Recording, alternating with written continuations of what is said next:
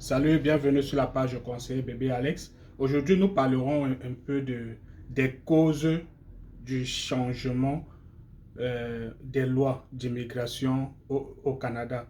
Et les causes sont beaucoup plus dues euh, par les comportements des immigrants, en fait. Pourquoi je le dis? C'est que ils ont vu, ou alors on a vu, on voit les failles du système et tout, et on abuse de ce système-là sans toutefois se rendre compte du fait que ça aura un impact même pour ceux qui nous suivront derrière.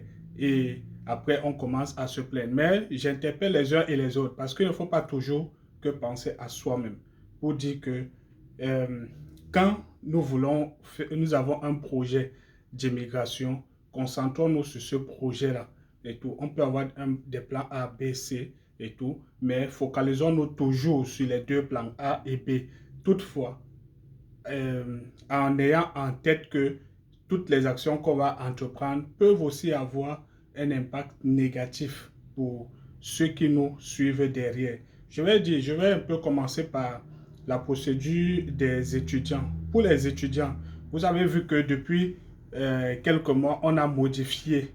Maintenant, il n'y avait que le Québec seul qui faisait 3 étapes dans la procédure pour l'obtention du permis d'études. La première était d'avoir une admission dans une école et ensuite demander le CAQ et après le permis d'études. Aujourd'hui, toutes les provinces se sont arrimées à cette logique-là. C'est-à-dire, vous devez avoir une admission dans n'importe quelle province. Maintenant, vous devez aussi obtenir une lettre d'attestation provinciale qui est un peu comme le CAQ au Québec. Vous voyez que tout ça, c'est pourquoi? C'est parce que les étudiants arrivaient des fois au Québec et n'étudiaient pas.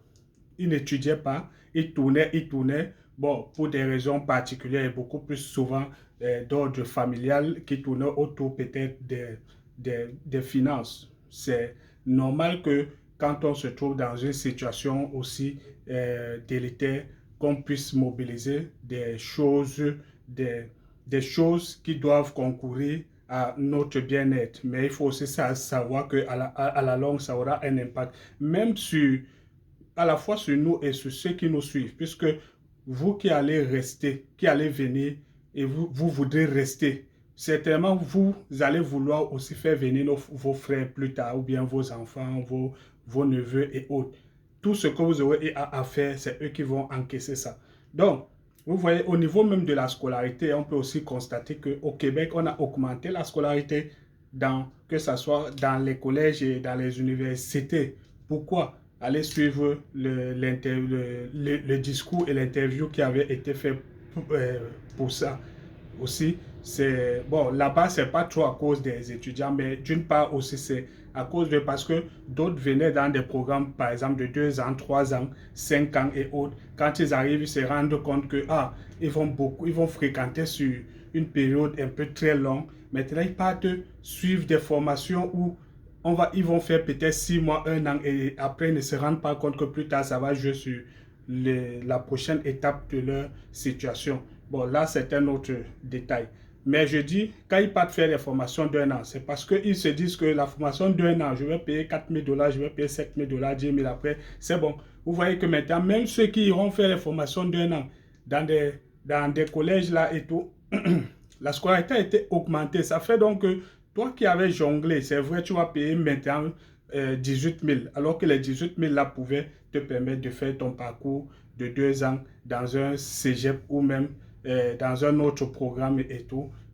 Mais voilà autant de choses qui ont aussi apporté. Bon, c'est vrai aussi qu'il y a eu un impact du comportement de certaines écoles qui ne, qui ça leur regarde les relations qu'elles ont avec le gouvernement. Donc c'est aussi ça qui a joué, qui a fait en sorte qu'on augmente parce que le gouvernement veut aussi avoir quelque chose dans ce que les écoles proposent aux étudiants internationaux. Nous avons aussi même les programmes de, de, qui conduisent pour la résidence permanente. Par exemple, quand vous partez faire des programmes de 1200 heures, de 1500 heures et tout, qui n'entrent pas dans le cadre du programme je peux dire, de l'insertion des personnes qui voudront rester après leurs études, parce qu'il est défini que ceux qui font des programmes d'enseignement désignés ou des programmes remplissant des critères de 1800 heures et plus sont, je peux dire, éligibles pour pouvoir demander la résidence. Je parle sous condition, parce qu'il faut aller lire les conditions pour être euh, éligible à cette procédure-là. Il faut aller lire. Donc, c'est autant de choses qui font en sorte qu'on a musclé. Bon, là, je vais juste économiser parce qu'il y a tellement de détails. Maintenant, je reviens un peu sur la procédure de résidence permanente. La procédure de résidence permanente qui, elle, vous allez voir, ceux qui ne sont pas encore au Canada font leur procédure. Je vais parler beaucoup plus de ceux qui sont encore en conjoint de fait. Bon, c'est vrai que en Afrique et dans d'autres pays, on n'a pas un peu cette culture euh, de, de, de, de, de dire que nous vivons avec une personne, alors c'est une relation de conjoint de fait, ça a d'autres noms. Parfois, on se dit que ça n'a pas un impact juridique. Effectivement, ça a un impact juridique sur votre statut et tout. Bon, quand on fait nos procédures, on ne s'en rend pas compte que oui, on peut mettre notre conjoint dans notre dossier, mais il y a d'autres qui le savent et qui évitent d'aller faire le test de langue. Ils se disent, non, je vais d'abord laisser que ma conjointe fasse ou mon conjoint fasse, donc le demandeur principal qui a le profil pour le faire, qu'il le fasse. Il déclare qu'il est célibataire. Et dès que ce dernier ou cette dernière a l'invitation, il commence à entreprendre les mesures, les voies et moyens. C'est vrai, vous êtes libre de changer votre statut.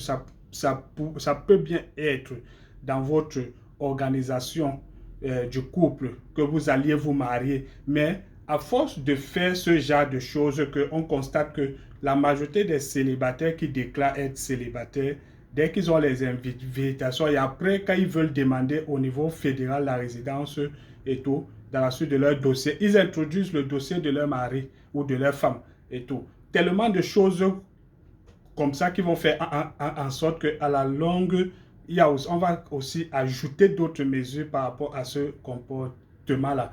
C'est encore mieux, par exemple, que vous veniez comme célibataire et après, peut-être, dès que vous êtes établi au Canada, vous descendiez pour épouser votre femme ou votre mari et tout. Et ensuite, vous entamez la procédure de parrainage. Mais je le dis pourquoi? Parce que j'ai eu affaire à beaucoup de personnes qui sont venues me demander des conseils et autres. Et j'ai aussi vu certains trucs. Et ça m'a un peu alerté que mais ces comportements, c'est à la longue. Quand j'ai aussi fait mon analyse sur les autres choses, parfois, nous faisons des choses. Moi, nous sommes sur la toile pour sensibiliser, donner des conseils et partager les expériences que nous vivons et que nous voyons et tout. Donc, il y a aussi le fait il y a aussi ceux des touristes. Les touristes aussi, il y a autre chose. Vous avez vu, il y a 4 pays africains, je ne vais pas citer les noms, qui ont été mis dans la liste noire du Canada comme des pays où les ressortissants venant comme des visiteurs ne doivent plus demander le visa de réfugiés.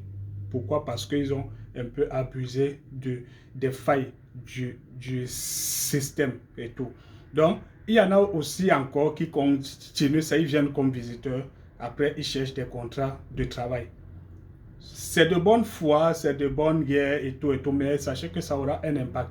Donc, ce que moi je conseille, c'est que bon, je n'ai pas de conseils à donner à qui que ce soit parce que quand chacun vient, il fait son schéma et tout. Mais je partage juste quelque chose pour dire que quand on se plaint, il faut aussi savoir que des fois, nous sommes la cause de ce qui se passe dans les changements de certains systèmes et tout. Sachons raison garder dans tout ce que nous faisons, que ça aura un impact sur ceux qui nous suivent. Vous voyez, même des touristes, ils viennent, ils disent que ils déclarent qu'ils sont des directeurs d'entreprise, ils ont du travail, ils sont stars, mais dès qu'ils arrivent, ils demandent l'asile. C'est incohérent. C'est parfois ça qui attire l'attention. Ceux qui ont des mêmes expériences ou qui observent d'autres, en commentaire, nous vous lisons. Merci et à la prochaine.